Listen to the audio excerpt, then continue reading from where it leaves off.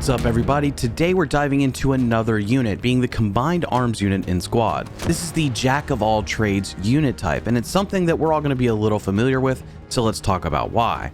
But first, hit the subscribe button, leave a like, and drop a comment down below with your thoughts.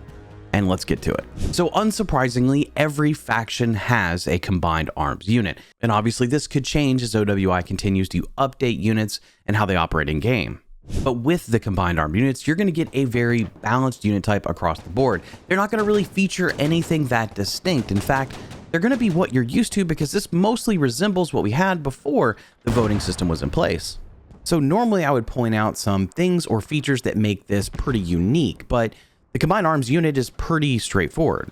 Most factions will get one MBT on a 15-minute timer or multiple mobile gun systems. You also have a mix of IFVs or multiple IFVs to go along with your tanks, and a decent mix of transports, logistics vehicles, and light vehicles added in there. Factions with helicopters will have 2 helicopters with a 6-minute respawn timer. And there's nothing unique about the emplacements that you can put down. It's all pretty much what you've come to expect from Squad. There's not some significant weakness to the unit either, but the matchups made in the unit voting system could create some mismatches, especially when factoring in the map vote. Like with Air Assault, you have multiple ATGMs, 3 helicopters, but you lack in armor. So there's a positive and a negative attached to that unit type. Armored, you may lack speed because you don't have a bunch of light vehicles, but you do have multiple tanks or mobile gun systems. So you have to look at this unit as to what the enemy might be choosing based on the map. For example, if you're on Talil outskirts, you might want to lean into the armored unit type over picking the combined armed unit type just to have more tanks on the field. Or maybe you're on a map like Scorpio or Lashkar Valley where an extra helicopter would pay dividends along with the ability to put extra ATGMs down, meaning the air assault unit might be the better choice. And frankly, the map choice for combined arms and where they're going to be effective isn't too limited. I mean, this is going to fit most of your standard squad maps. Like, you'll probably be fine running this unit on Yerifka, Gorodok, or Goose Bay. You could even make the argument that this still fits urban city maps like Mutaha or Narva. I think selecting the Combined Arms unit really comes down to what you might predict the enemy's choice is going to be and how you best counter that. And it also may just depend on what lobby or public server you're in. Because let's be honest, sometimes we just know that our team might need the Combined Arms unit over something like Air Assault just because of how previous rounds have gone. Now, I've already said that every faction gets a Combined Arms unit, but let's talk a little bit about what that includes. Now, keep in mind that every faction will have access to boats if necessary, and your emplacements are pretty standard across the board. Just remember that the IMF has a discounted price for HABs, and insurgents obviously get 2 HABs per fob. But starting with Blue 4 factions, we have the Australian Defence Forces 3rd Brigade Battle Group. And with this unit, you'll get up to 3 transports, 2 full-size Lodgies, 2 PMVs, 1 PMV RWS, 3 ASLAVs, 1 M1A1 Abrams tank, and 2 helicopters. Next, we have the British Armed Forces 3rd Division Battle Group. They'll come with up to 3 transports, 2 Lodgies, 1 LPPV, 1 LPPWRS, and some pretty heavy armor with 4 warriors. However, only 2 of those are up armored.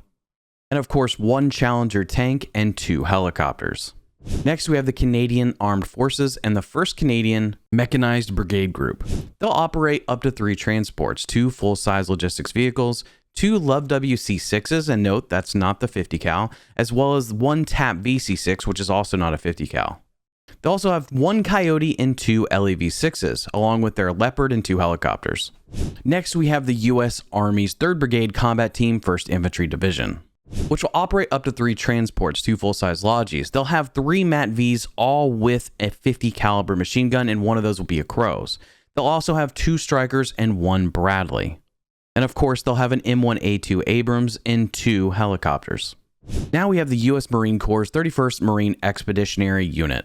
The U.S. Marine Corps will have up to 3 transports, only 1 full-size Lodgie, but they will get 2 armored Lodgies with the AAVCs, which are also amphibious. They'll also get 2 Hummers, which have 50 cals on top, 2 AAVPs and 3 LEV-25s, 1 M1A1 Abrams, and 2 helicopters.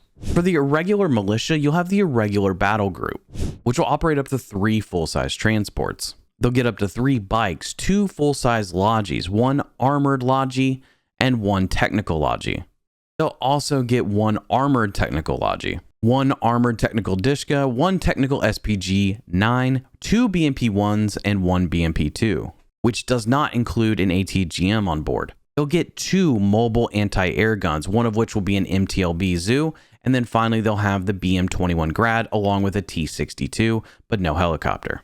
The insurgents will also operate the irregular battle group. They'll operate up to 3 transports, 3 motorcycles, 3 full-size logis, 2 modern technical logis, 1 modern technical Dishka, 1 Humvee Dishka, 1 BRDM-2, MTLB PKT, 3 BMP-1s, 1 modern technical UB-32, rocket truck, and 2 Zu-23 anti-air trucks. And of course, 1 T-62. The Middle Eastern Alliance will have the 1st Battalion Legion of Babylon. They'll operate up to 3 transports, 2 full-size logis, 2 Samir logis with a bunch of speed, 3 Samir Cords, 1 BRDM-2, 1 BMP-1, and 2 BMP-2s. They'll also get a T-72S along with 2 helicopters. The Turkish land forces will have the 1st Army Battle Group. As expected, they'll have up to 3 full-size transports, 2 full-size logis, 2 Cobras, one of which will be an RWS, but they'll both be 50 cal. They'll get 2 ACV-15s and 2 PARS M2 50 cals, along with 1 M60T main battle tank and 2 helicopters. The PLA will have the 118th Combined Arms Brigade. They'll operate 3 gun-mounted transports, 2 full-size logis, 3 CSKs, one of which will be an RWS, 2 ZBLs, 1 ZBD, 1 ZTZ, and 2 helicopters. The PLA ground forces have the 14th Amphibious Combined Arms Brigade, which will have 3 armed transports, 1 full-size logi, and 2 armored tracked logis, which are also amphibious along with the 2 ZSD APCs. They'll also get 2 ZBDs, 1 ZTD mobile gun system, 1 ZTZ, and 2 helicopters. The PLA Marine Corps will have the 5th Marine Combined Arms Brigade. They'll operate 3 armed logis, 1 full-size logi, and 2 armored tracked ZSD logis. They'll also have 1 ZSD APC, 2 ZBD-05s, and 3 ZTD mobile gun systems. No actual tank to go along with this faction, but they will get 2 helicopters. The Russian ground forces will have the 49th Combined Arms Army. They'll have up to 3 transports, 2 full-size logis, 2 Tigers, and 1 Tiger RWS, 2 BTR-82s, and 1 BMP-2. They'll get 1 T-72 along with 2 helicopters. The VDV will have the 7th Guards Mountain Air Assault Division. They'll have 3 transports, 3 BTR-DG armored logis that are tracked, 1 BTR-D Cord, 1 BTR-ZD, 1 BTR-MDM, 2 BMD-4s, 1 Sprut, and 1 T-72, along with 2 helicopters. So now you have the names of the units, which is important when you're voting because that's what they're going to show up as. And you also have some idea of what vehicles to expect with each unit. So while it may be a rather simple unit to use with no significant perks, I think it's important to remember that this could be the base faction that you could pick if the other options just aren't really adding up to a good experience. I hope you enjoyed this breakdown of the Combined Arms faction. I'm doing videos on all the different unit types, so if you haven't checked out the playlist, be sure to do so you can get up to speed on other unit types and what they're capable of. And of course, hit the subscribe button so you can be up to date on new videos. Leave a like on the video and leave a comment down below with what your favorite unit type is, and I'll see you next time.